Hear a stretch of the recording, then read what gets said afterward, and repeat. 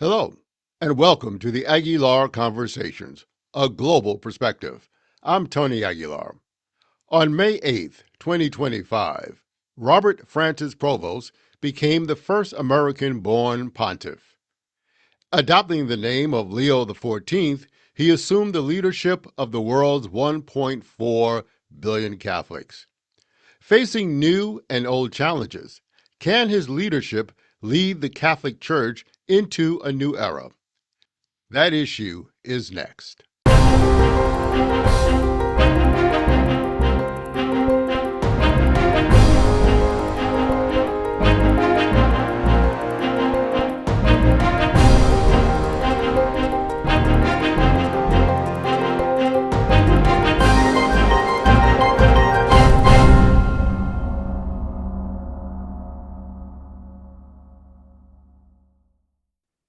Joining me today is Claire Giangravé, reporter for Religion News Service, where she covers the Catholic Church and the Vatican. She has also worked for CNBC, PBS, and MSNBC, now known as MS Now. I'm happy to welcome Claire back to the show.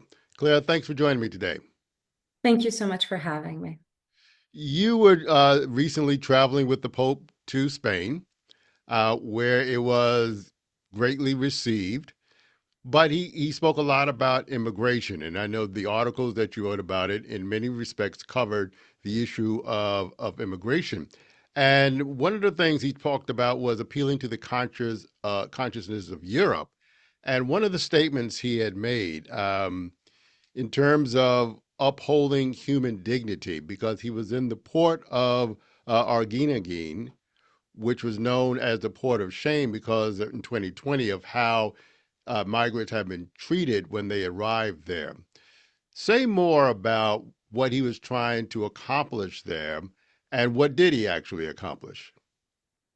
So first of all, it's kind of exciting to be in a crowd like that and in a place like that that used to be really the symbol of Europe's inability to handle what they called the migration crisis.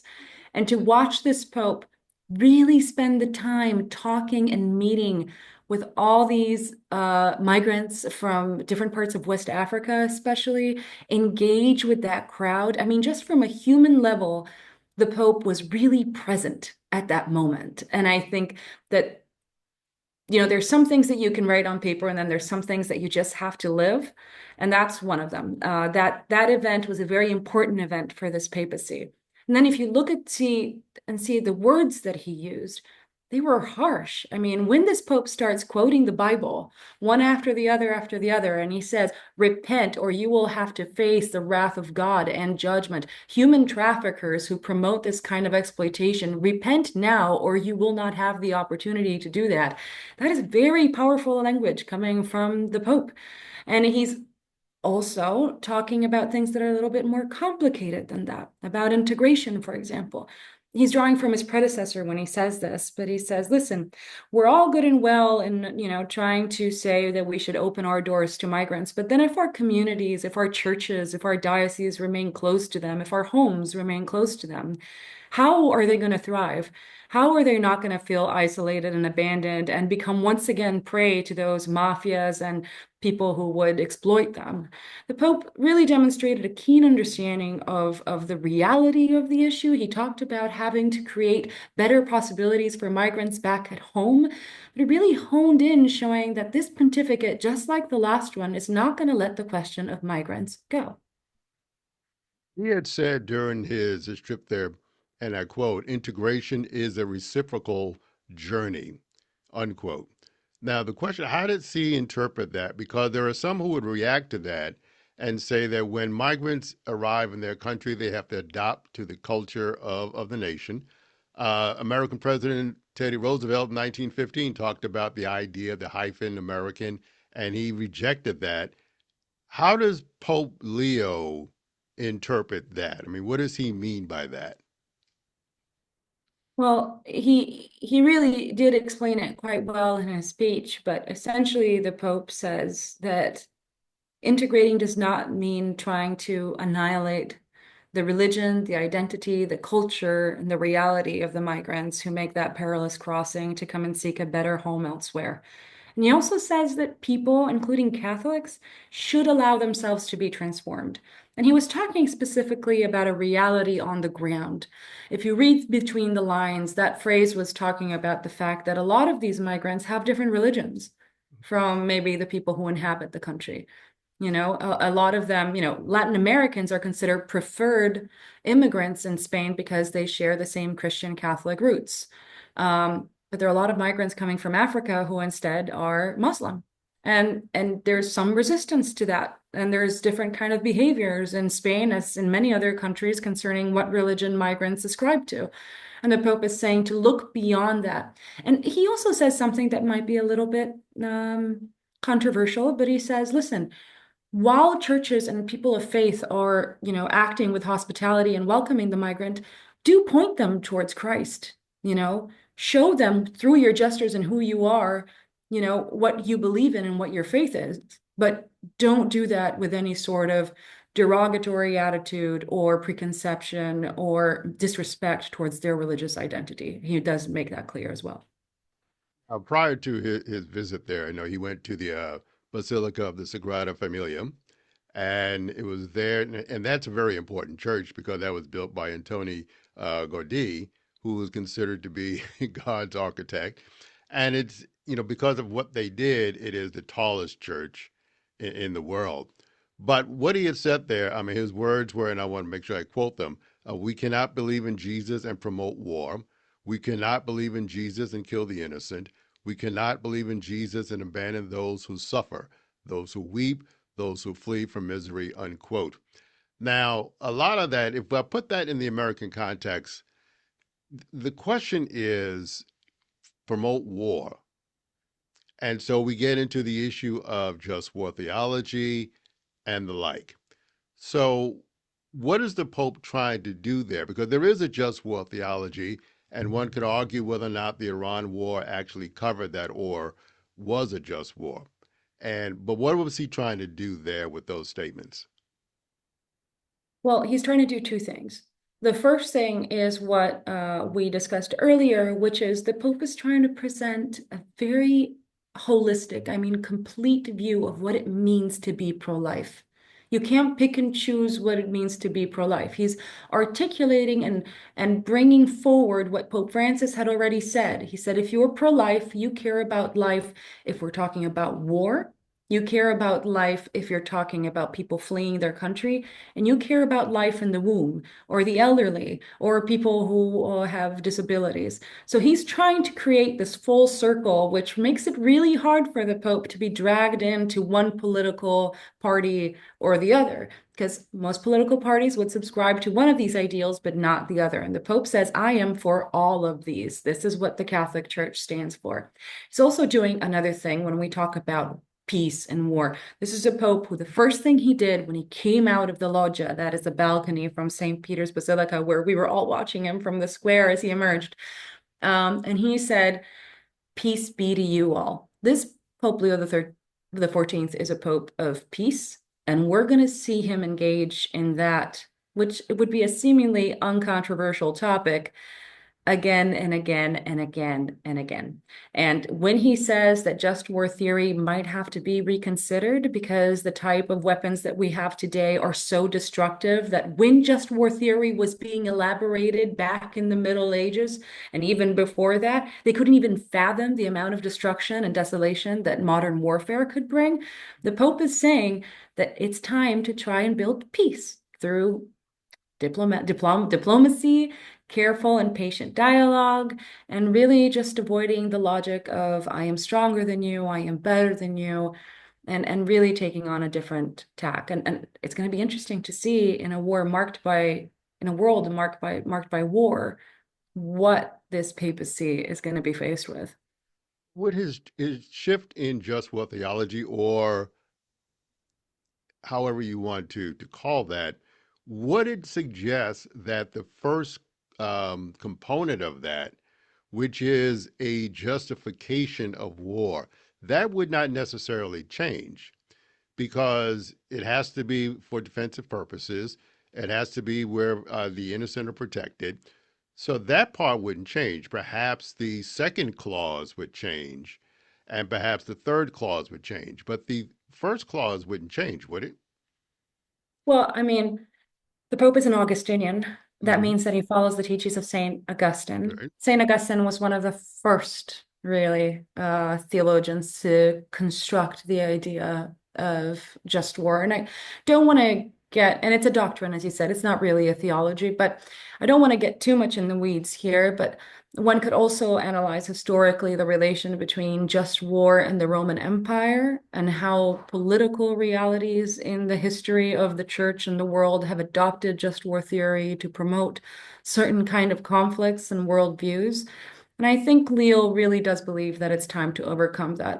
I think you're right in the sense that we're not going to see the church say that if you're attacked by a foreign nation, you should, just, you know, raise your arms and give up, right? And we've seen that Pope Leo has spoken quite defensively of Ukraine, for example, more than his predecessor, which would lead me to believe that he probably does believe that, Ukraine has a right to defend itself from a foreign aggression and that the war that it continues waging is in fact somehow just, right?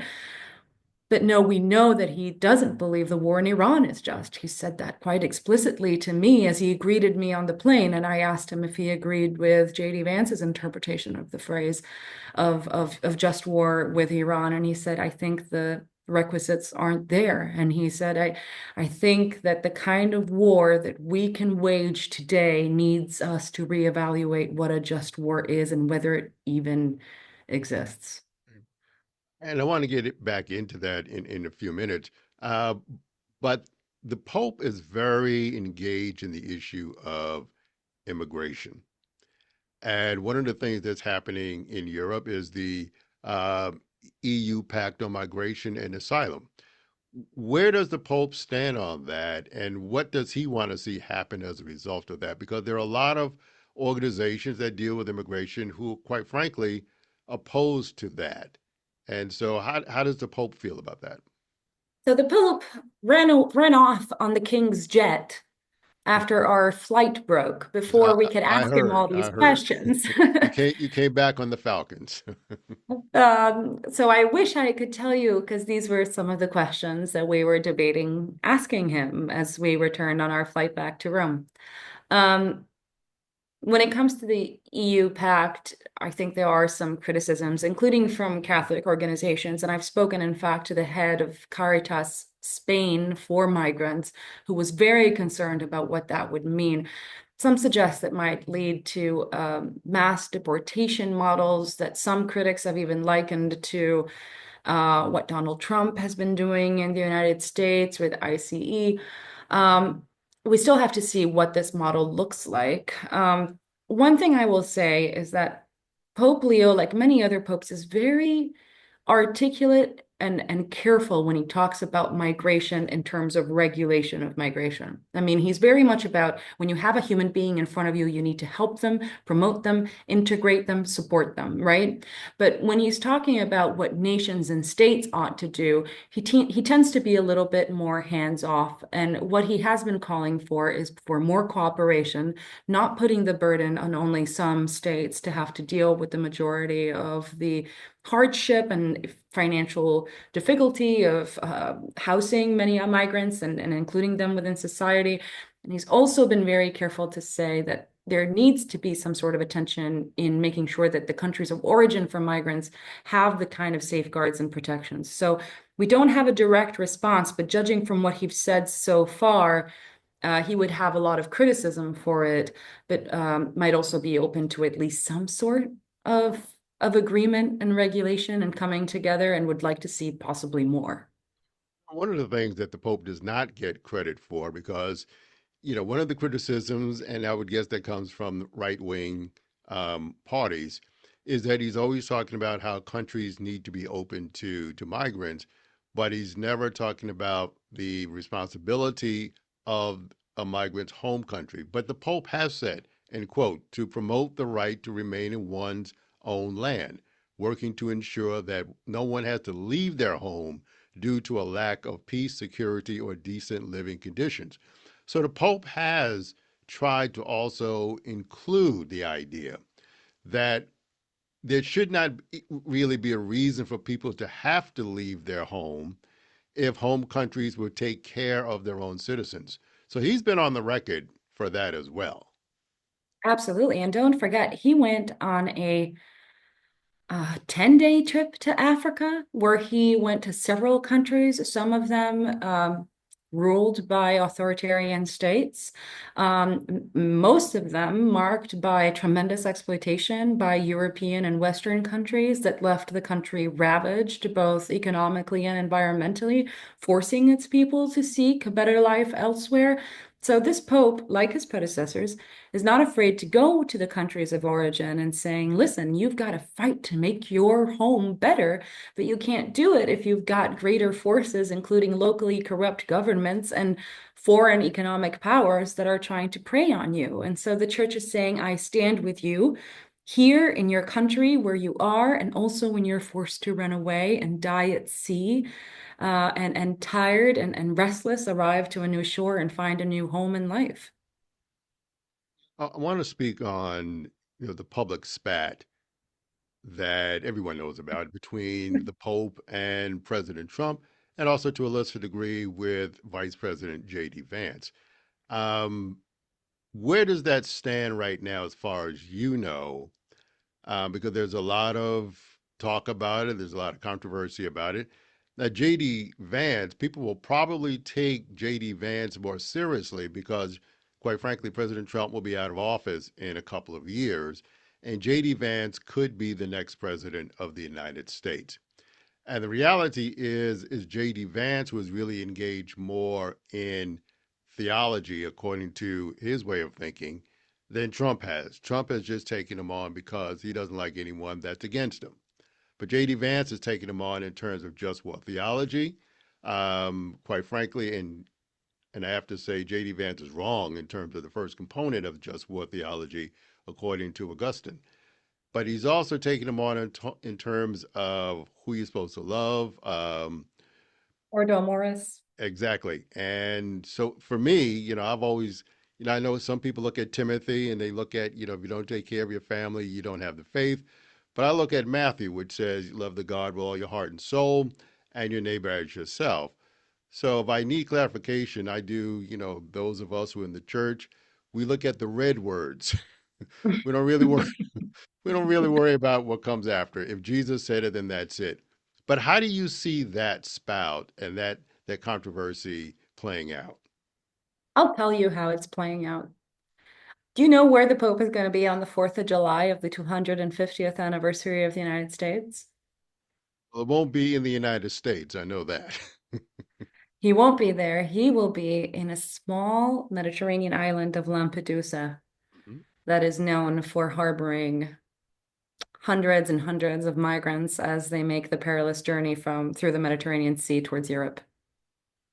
I don't think so. I know that's a powerful message. Mhm. That's a moment because as the country in the United States is going to be celebrating what it has, the incredible things that it has achieved in these 250 years, Pope Leo, the first American pope in history, is going to be on this tiny little rock in the Mediterranean, and he's going to be delivering a speech on migrants and why it's our duty to protect them and to help them. And that's really what makes us Catholics, Christians, democratic in every sense. Um, so I believe that's where the state of the conversation is. Now, um, will the Pope or the Vatican maybe have to school J.D. Vance on theology again in the future? Possibly. That could happen. They won't back down over there if they have to. They've faced several different presidents from all over the world in all times, so it's not something that intimidates the Vatican in the slightest. That being said, the door of the Vatican diplomacy is always going to be open to try and engage with people who want to work with them to do things. And let's not forget that the Vatican can count on information and presence through its diocese, its missionaries, its catechists, its teachers, its schools all over the world, its nuns all over the planet. And that's something that any nation would want to be engaged with and to have a conversation with when things happen, like a war in Ukraine, where the Holy See has been helping to bring a lot of help for the people who are suffering on the ground and where no one can go if not the church. I mean, we know that there are just some places where only churches can go, and the Catholic Church has tremendous reach. So I'm sure that that conversation will continue to develop, even though there are some red lines where the Vatican won't back down. Just to backtrack a bit on the notion of the Ordo Amoris, I mean, where does the Pope fall on that theologically? Well, I mean, JD Vance got a direct response from the Pope saying that, listen, this is not how Ordo Morris is interpreted. And I know that we know that JD Vance is living in Catholic circles, Catholic intellectual circles that are feeding his understanding, but he's also a very young, let's call it, Catholic convert. And the Pope felt that he needed to get perhaps a broader picture of how these things have been understood and elaborated through the Church's millenary history. And we have a whole document where the Pope addresses the question of Ordo Mortis and explains that no, in fact, our responsibility is towards our neighbors. And this is in no way means to describe a sort of preferential treatment that somehow displaces or casts aside the man by the side of the road with no clothes on and wounded, right? The parable of the Good Samaritan was Pope Francis's favorite parable, and that's the one that he really adopted to describe how Christians and Catholics should behave in his view. So Vance has already gotten pushback from the Vatican once on Ordo Mortis. He's going to get it twice with Pope Leo and Augustinian on just war, and I foresee any other thing that he thinks he wants to tell the Vatican to be careful about when addressing theology. Now, one of the things you had hosted a panel discussion for the Council of Foreign Affairs a couple of months ago.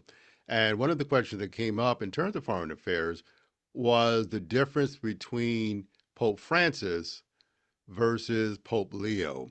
How do you see the difference? Because Pope Francis might have been more directly involved, whereas Pope Leo would probably let his diplomatic corps do some of the groundwork. I mean, how do you see the difference between the two?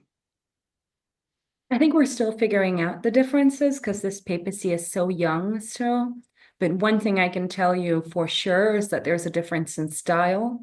Pope Francis was a very human, we would say pastoral kind of pope. When he had someone in front of him, he would just sort of let any sort of pretense drop and really just be a priest in front of a person. That was very disarming for people. And he adopted that same attitude also when it came to more complex things, including geopolitics, diplomacy, relations with states. Um, I think with Leo, we are seeing a return to the formality of the papacy a little bit in terms of official channels. We're seeing the Secretariat of State, which is this very powerful department within the Vatican, be empowered by the Pope to really bring about the diplomacy challenges, the work with all the different nunciatures, that is, the embassies of the Vatican throughout the world. We're seeing the number two official at the Vatican, that's Cardinal Pietro Parolin, really regained the official role that he'd sort of lost under a papacy, that is Francis's, that really preferred just picking up the phone and talking with the president of Russia directly, right? So we're seeing a bit of a return to tradition, to structure, because after all, Pope Leo is a canon lawyer, mathematician, and theologian. Um, but at the same time, I wouldn't discount that this Pope still has a very missionary heart. He was a missionary for almost 20 years. And for anyone who knows what that experience is like, and I've only interviewed people who've done that, but it really is a very transformative way of looking at the church, and and it does have its own pastoral awareness and its own evangelizing power that I think we're only going to see blossom as the Pope sort of gains more confidence in his new position and authority. I want to touch briefly on a controversy that happened earlier this year in January, where the U.S. Undersecretary of Defense, Elgin Colby, met with Cardinal Pierre, who is now retired because of age requirements. And a lot of people said that was an unusual meeting. It created some controversy because there are folks like the Free Press who said that it presented somewhat of a threat to the cardinal. They raised the issue of the papacy of Avignon, the controversial papacy. What is your take on that? Because both sides have said that it didn't occur, but then there are people who are on the inside who have used diplomatic speech in describing what took place. But what is your understanding as to what happened in that meeting in January at the Pentagon? Well, And let me say that unfortunately, part of the reason people said that he was called in was because of Pope Leo's criticism of Donald Trump. So take it from there. I mean, what was that all about as far as you know? well, generally the understanding is this had to do with criticism over the war, really. Um, and I think, see, the problem is that I'm a reporter, and so I can really base myself on facts, and there are very few facts about this actual meeting. The main person who was involved, Cardinal Pierre, who, by the way, has just recently retired, is known for being a very discreet man. Um, and that's part of his success in such a complicated position as the Pope's ambassador to the United States. But maybe one day we'll get a memoir for him where he will spill out the whole truth about what actually happened in that meeting. And that would definitely be a great read. Based on what we know, there are reasons to believe that maybe the US administration had hoped that the relationship with with the Holy See would have been stronger than it actually turned out to be. Um, it is possible that the US administration thought that the Holy See could once again be an ally before the deep fractures that are now existing in the world. This isn't impossible to think about. I mean, think about the relationship that tied Ronald Reagan to John Paul II, which many credit for really defeating the Soviet Union. Um, so maybe there was some flawed understanding of who this Pope was and what kind of relationship there could be.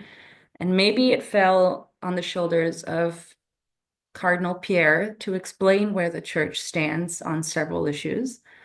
Um, and that might have not have been a pleasant conversation.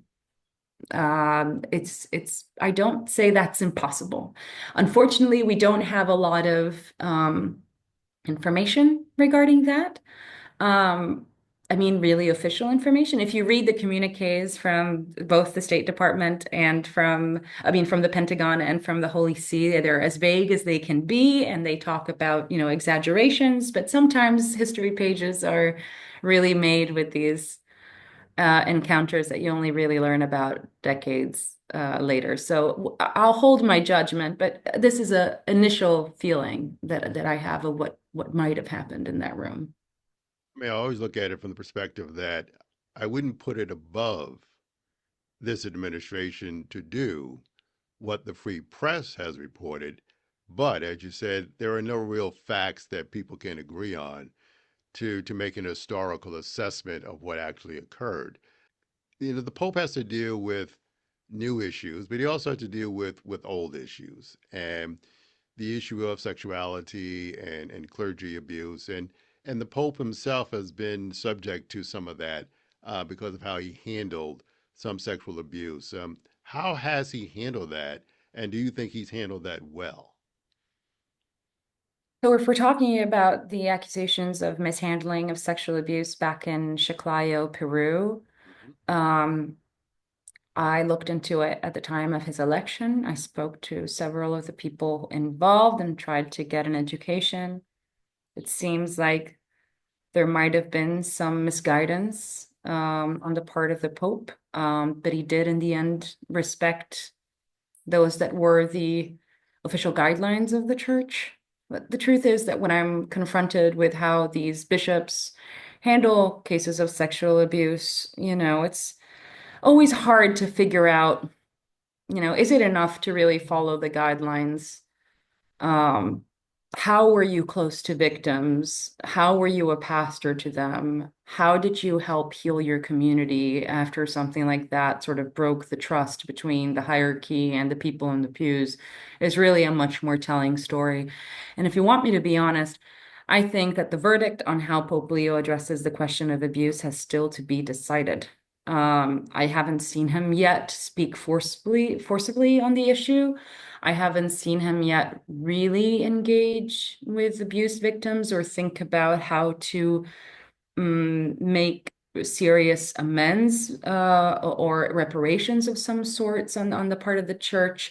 I think a part of the church is feeling that it's ready to get over this issue already as new generation comes in that wasn't even born during the spotlight investigations and might have forgotten the whole taboo of clerical abuse. But I think that for many, my generation and older, that is really the towering issue in the church. And Leo has still a lot to prove on that front. Another issue that is still around is the issue of LGBTQ and how he going to relate to that community, as well as the ordination of women. Now, Pope Leo said that stuff is not going to change in terms of their theology about it and the like. So, how do you think he's handling number one, the LGBTQ community? Because there are some who says that while he might want to be more pastoral towards them, he has kept the social distance from that community. So, how do you think he's handling that issue? Yeah, I think you're onto something. So he did this interview right after he was elected with Crux. Elise Allen, a journalist who I know and respect very much, and she asked him this question, and the Pope quite clearly said that he's, as you said, he's not going to change the doctrine regarding the blessing, for example, of LGBTQ couples, and he's not going to be ordaining women, probably not even to the diaconate, which was something that had been discussed under Pope Francis. So it was a bit of a big rock, right, being placed on a lot of the expectation that was built among certain communities who thought that the ball had been pushed forward enough by Pope Francis that maybe his successor would do something about it. But there's something that I think is more telling still, which is that Pope Leo has explicitly said that questions our sexuality, he's just not interested in very, like, these are not things he's interested in. And the reason why he's not interested in these issues is because he thinks they're divisive. The main priority, if you want to understand who Pope Leo is that his main priority is to unify the church. Why? Because he thinks that a church in unity is stronger and able to engage in a world that desperately needs Christ's message. This is what the Pope firmly believes, right? And he says, if I get embroiled into the partisan discussions, and none are as divisive as the LGBTQ question. And let me tell you, not just in the Catholic Church, at Religion News Service, we cover every religion, we try to, and we see this topic dividing churches even at a schismatic level time and time again. And the Pope just doesn't want to get embroiled in that because he wants a united church. And unfortunately, the first to be sacrificed at the altar of unity and prophecy are the altar of unity are these communities that have been disenfranchised within the church for a really long time. And we'll see. We'll see if those people will be loyal to the Pope, even though they will, even if the church might want to cast aside prophecy to on behalf of unity. Well, this is something, as you said, most denominations are either going through or have gone through. The Lutheran Church went through it. The Presbyterian Church is going through it now with whether or not they're going to define um, how are they going to define marriage between one person and another person, or can you have several spouses? So it is a discussion that's out there, and it can be very divisive. And so we'll see how the poll ultimately falls in that because people will try to force him to come to their side. And at some point, he will have to make a decision, either yay or nay. And most likely, he's not going to change doctrine. So we all understand that. The other question I wanted to ask you about is, he's into ecumenism, and he believes in relationships with other communions. But one of the things that has happened, Pope Benedict, for example, authorized the signing of a doctrine that said that some communions are not churches. They're not real churches, and as you can imagine, that caused a lot of tension, particularly with Protestants.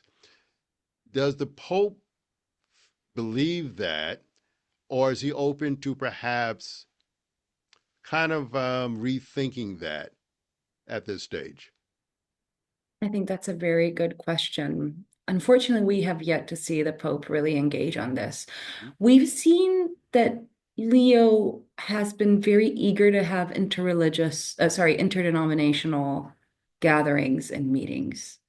And he seems to be adopting the Francis approach of focusing on what we have in common rather than what might set us apart. And by that, I mean, um, the Catholic Church and some Protestant denomination might really both care about migrants or the environment. And let's focus on that aspect instead of theological differences or consubstantiation or whatever. Um, but I think that your question really hasn't been answered yet. To what extent is he willing to sort of take a step back and make amends? And I think the reason for that is because the Pope has not yet made some crucial appointments within the Vatican that would help me give you an answer to that. Um, the Pope has kept basically all the appointments that his predecessor had, right, to head the various departments. And there's some departments that are charged especially with promoting, you know, communion and relations with other Christian denominations. He hasn't appointed anyone there, so I can only say that he's continuing Francis's vision. But if he were to appoint someone, then who that person is and how that person approaches relations between the Catholic Church and other faiths and other denominations would be very telling. We'll have to just wait. I know part of the argument is the issue of apostolic succession. And, some denominations look at apostolic succession as the laying on of hands, and that's one way. Others look at it as continuation of the faith as taught. So that's going to be a big issue and I don't know how big an issue is going to be for Pope Leo, but I do know that a lot of the denominations were really taken aback when Pope Benedict did that. And it was the second time that it was actually confirmed. And a lot of people question, well, why was it done the second time? But it's going to be interesting to see what the Pope does on that. I agree 100%. And one thing that I think is going to play into this is that there's this big conversation happening within the church that's called synodality. I don't know if you've heard about this, but it's a major conversation that engages all levels of the Catholic Church. And one of the main issues of synodality is actually this one. And it has to do with bishops and the authority of the Pope and the relationship between popes and bishops and the people of God. And there might be some surprises along the line, but keep in mind that change in the Vatican takes a Jurassic amount of time. So we are talking about processes that might be starting now and finishing in 100 years. So fortunately, Pope Francis started, so we might be like 12 years in at least. But who knows if, the 2 decades of Leo will really be enough to push the ball significantly forward on this very complex theological debate. Exactly. Um, One of the issues that we have not touched on yet, but which is a major issue, is the Pope's first encyclical, Magnificas Humanitas, where he talks about artificial intelligence. And he was the first pope, really, to personally deliver this encyclical. Most popes did it through someone else. Number one, why did he feel the need to do it himself? Hmm. That's a good question. Um, well, first of all, it was a big presentation. I think there is a risk when the popes write these documents that they sort of just go into the forgotten hole of things no one cares about, especially when our news days are so filled with major headlines. The Pope didn't just present this document himself. He had all the major representatives of the Vatican with him. He had representatives from the world of technological development, of big tech. And Sure, sitting Ola. next to him was Ole, right? From the co-founder of Anthropic, that's the company behind Claude. So I think a big part of this was I am going to put all of the visibility of the papacy and of the Vatican behind this document because I think that what it has to say really matters. And there are already forces that would like to cast it aside, and I don't want that to happen. Part of it was, I know he signed it on the same day that his predecessor, Pope Leo XIII, signed his encyclical, which was a reaction to the Industrial Revolution. So he sees this, as far as I can tell, as addressing the same question. It's just a different thing. But one of the things he did, and I quote, humanity created by God in all its grandeur is today facing a pivotal choice either to construct a new Tower of Babel or to build the city in which God and humanity dwell together. And he uses the story of Nehemiah to illustrate the issue of building community. And it seems to me he is concerned about the use of AI and what it will do. And he's been very critical of transhumanism and the like. Where does he want this to go? Because this is not something that he wants to just collect dust on somebody's desk. He wants something to happen. What does he want to happen as a result of this? Whew. Well, the main gist of that document is that human dignity exists beyond what we are good at doing, beyond numbers, beyond our efficiency or production value. That is what this document wants to do. The Pope is framing his conversation around these major, he's calling it a new industrial revolution. And I think we all know that we are about to witness a new industrial revolution with the rise of artificial intelligence. And the Pope is saying all these things are happening around us, but they need to be focused on human dignity and human dignity alone. This document is meant to be understood as the start of a conversation. In fact, it's not even the start of a conversation. I have been reporting on how the Vatican has been engaging with Silicon Valley and big tech for, I think, over 5 years. The Pope has been meeting with major representatives of this industry who are talking to the Vatican and seeking its wisdom to say, listen, I'm putting algorithms and numbers in this box and it comes back to me with results that I don't understand. What am I doing? What is human conscience? What is conscience? What makes us think and believe and understand? So these great and tech entrepreneurs and engineers who are working on these things are suddenly forced to not only be experts in their fields, but to also understand those major questions that have to do with what it means to be human and human life. And who do you go to if you have to think about these topics? You go to the religious traditions in the world that have had thousands of years of experience reflecting, thinking, understanding what humanity is about, what makes it tick. And I can tell you, I've heard stories about major representatives of these companies coming to the Pope, coming to the Vatican and saying, I think I'm building angels because they have no form um, of free, how do you say it in English? I'm sorry, I'm having a moment of empty, but free will.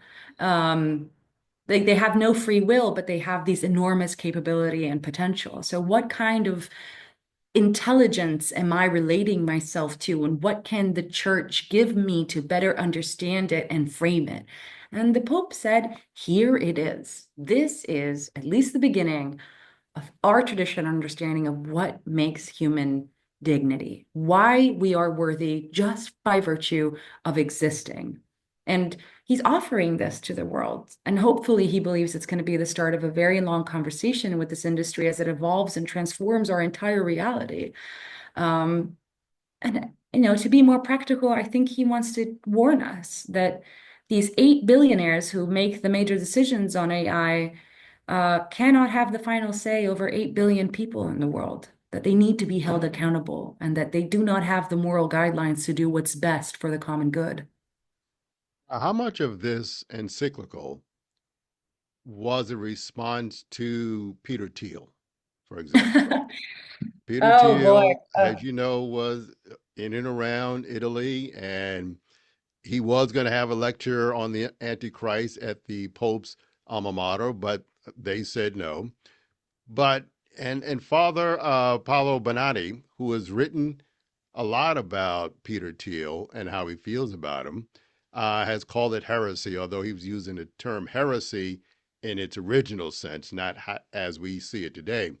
But how much of this was a response to Peter Thiel, who has quite frankly called the Pope a woke Pope, which is not, an insult from my perspective, but he's also said, he has intimated that the Pope might be the Antichrist because that was the topic of his lectures. So how much of this is a response to Thiel? When I got the document, I scoured it, searching for a direct rebuke of Thiel. I was in Rome when Thiel did his series of lectures behind closed doors at the Vatican with very small, meaningless numbers, to be honest. And I spoke to the people who participated, who begrudgingly, told me what the whole talks were about. And for Thiel, really, anyone who attempts to limit the development of artificial intelligence is equivalent to the Antichrist, and that makes sense for someone who is has created a company named after an evil magical artifact in Tolkien's world that scrutinizes the actions of every individual and acts for all types of spite and ill intent. But there was nothing in the document. There was nothing in the document that really directly addressed Thiel. And I think that's because the Pope doesn't really care about Thiel. It doesn't fall into, in fact, Thiel cares much more about what the Pope has to say than vice versa. There's a reason why Thiel was in town in the days leading up to when the document was actually being signed by the Pope. If you have an AI company and you want total non-regulation, the head of 1.4 billion Catholics in the church coming out with a document calling for regulation of big tech and moral principles and guidelines might be a problem for you and for your bottom line, perhaps. I'll point to another interesting moment where we'll see the next chapter of this relationship. The Pope is planning a possible trip to Brazil. No, sorry, to Argentina. And we know that Argentina, the president of Argentina, has harbored Thiel, allowed it to, I believe, open its some space there. Milei is in fact speaking um, to Thiel, and they created what is ironically called the Inhuman Coalition. To promote a sort of AI only development without any human regulation. And it will be interesting when the Pope goes there, allegedly in November, so next summer for South America, um, if he will maybe deign Thiel of his attention, if he might have some answer about the anti-human coalition and a chance to once again present the much more vocal and widespread papal message to this big tech investor. I know you said the Pope has pretty much ignored Thiel, but is that because he's let some of his advisors do it for him? Like Father Bernardi has been very critical of him. A very long article about the quote unquote political theology of Thiel. So is that more of what's happening as opposed to the Pope not necessarily ignoring him, but I have other folks who can do that. I can speak to a broader issue. And he doesn't mention Thiel, but in terms of things that Thiel likes, he does mention. So is it Yeah. more that than anything? Well, two things come to mind with that question. The first is that, yes, this Pope likes to delegate. I can't tell you whether Benanti is actually acting with a papal mandate. I would doubt it. But this Pope does like to delegate, and he has plenty of people who will continue promoting his message from the Vatican all the way to Silicon Valley. So he's not too concerned. And then keep in mind that these documents are meant to last centuries, right? We mentioned the last Rerum Novarum by Leo XIII and how it's still relevant today as we reflect on labor unions and the conflict between classes and what's good about capitalism and what we need to be wary about and, just wages and paid time off and how families need that to have a healthy lifestyle. I mean, these documents are meant to last. So they can never get too attached to one character, one nation, one administration, or the other. They're supposed to be read 100 years from now and still carry something that is true. And what's more true than human dignity and its intrinsic value throughout the ages? Now, the question you brought up, Christopher Ola from Anthropic, as being present when the Pope presented his encyclical.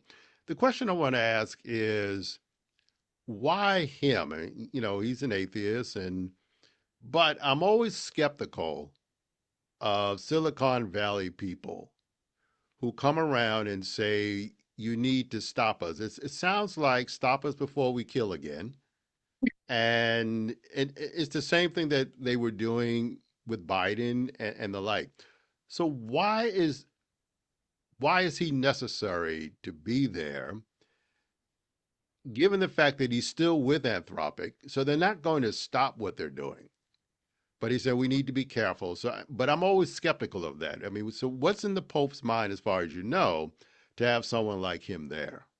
Tony, you're right to be skeptical. I was skeptical when I was in that room.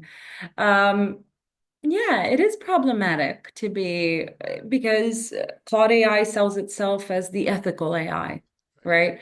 It has a constitution, it has moral guidelines. It might be the best among the worst, but it still has investors. It still has a board that it needs to answer to. It's still been employed to do things that are terrible and the church opposes. I believe that there were some um, acts of military violence that occurred in Iran that were used adopting models from Claude, um, even without its authority or okay to do it. That's the fact with technology. Technology is just not neutral. The Pope writes it in the encyclical. So the Pope decided to use the platform that Anthropic offered it to gain credibility in Silicon Valley. I think that it did come with a price. The day that maybe Claude makes a negative headline and has perhaps sold itself as the Vatican washed AI. But we'll wait and see. We asked this question quite directly to the person who was responsible for inviting Ole to the Vatican, and he said that he believes that that was the right choice to make and he stands by it. So we'll just have to see if that proves true. I want to talk about another subject, the issue of church growth within the Catholic community. The largest or the greatest church growth is on the continent of Africa. Um, does that change, or how does that change, if at all, kind of the thinking of the Vatican in terms of its outreach strategies and the like? The African church is technically or tends to be more conservative than the others. So, how does that affect how Pope Leo reacts to other folks or to theology or doctrine, so forth and so on? I think we've seen a lot of popes come to this realization and understand that the church is no longer West-centered. Um, as you said, it's a conservative church. I would agree in certain countries, for sure. In Africa, I would identify as conservative in our Western understanding. But the reality is that they just have other priorities, and they think that some of the issues that are dividing the West are just not priorities. I think the question of healthcare for all is a big issue in the Catholic Church. The question of Islam is a big issue for the church in many parts of Africa. How do we relate to Islam? How do we engage with them in parts where, unfortunately, that relationship is violent and bloody? Um, what about the poor, the preferential option for the poor?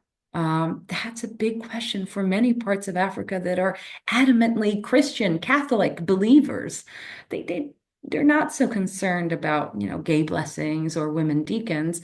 They want to know if they're going to be enough missionaries, if there's going to be a church, if there's going to be running water in their diocese, if there's going to be access to basic health care, if there's education provided for their children and families, for women. It's a big, big, wide world. And the same could be said for many parts of Asia where the Catholic Church is booming.